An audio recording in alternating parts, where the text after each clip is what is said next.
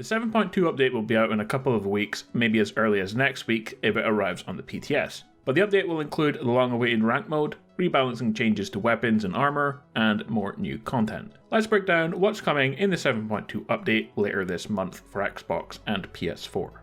We'll start with rank mode, which will be playable in first person and third person. However, the mode will only be playable in squads, which is going to annoy many players. Rank mode will replace the survival title system in game, and while some similarities remain, like placement matches, it's quite different.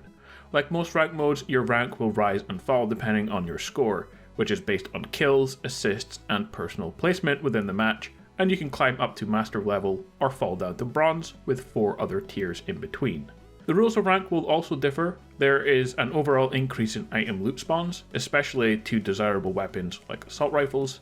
There will be no crossbow spawns, red zones have been removed, the mortar glider has also been removed, and the timing and speed of the blue zone has been adjusted to increase the pace of play. For rewards, each rank will receive a set of unique skins and emblems unique to their rank, and top 500 players will get some unique rewards as well. Next, some big changes to certain weapons, especially the M4A1, which is considered very overpowered as it's effective at most ranges and is probably better than other assault rifles at close range and can outperform some DMRs at longer ranges as well. So the reload speeds have been reduced on this gun, along with the SCAR and M16A4. To the M4A1 specifically, they've decreased base damage by 1, so it's now at 40 where it was at 41 before. They've decreased muzzle velocity from 880 milliseconds to 780 milliseconds. And finally, they've changed the damage curve distance from between 60 and 450 meters to 50 and 350 meters. This seems a little extreme, but that's only to bring the weapon back to more in line with the other assault rifles. On top of this, the M16A4 and the Mutant have had a decrease in their recoil when firing in quick succession in semi-auto and burst modes. Plus, they've had tracer rounds added.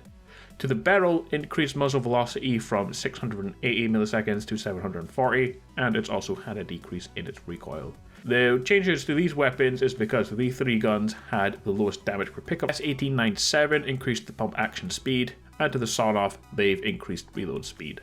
Next, a change to how armor works.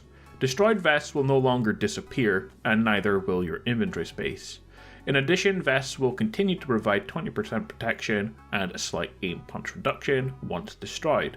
The base protection level of the destroyed vest is the same no matter what the type of vest you're wearing, so whether it's level 1, 2 or 3, and this should mean more competitive engagements even if the situation doesn't allow for the looting of a new vest. So if you have a vest and it gets destroyed, it will still offer 20% protection. The last change coming in this update to content is to gas cans. You can now equip gas cans in a melee weapon slot. Press attack to pour gas on the ground. It takes around 7 seconds to empty the entire can. Spilled fuel can be set on fire with gunshots, molotovs and grenade explosions, and fire deals the same damage as a molotov but burns for longer, up to 20 seconds. Spilled fuel evaporates in about 3.5 minutes, and you can also throw the gas can the same way as a melee weapon, which causes it to release some fuel upon landing, making it easier to ignite and explode. Gas cans cannot be picked up or reused after being thrown, but can still explode. For damage, the blast damage of the gas can has been reduced, so the maximum damage is 40 now, which scales down with the distance from the explosion. And lastly, it sets the nearby area on fire like a Molotov, dealing damage over time. So guys, we're going to wrap it up there. All the new content or content changes coming to the game in the 7.2 update, which will be out later this month.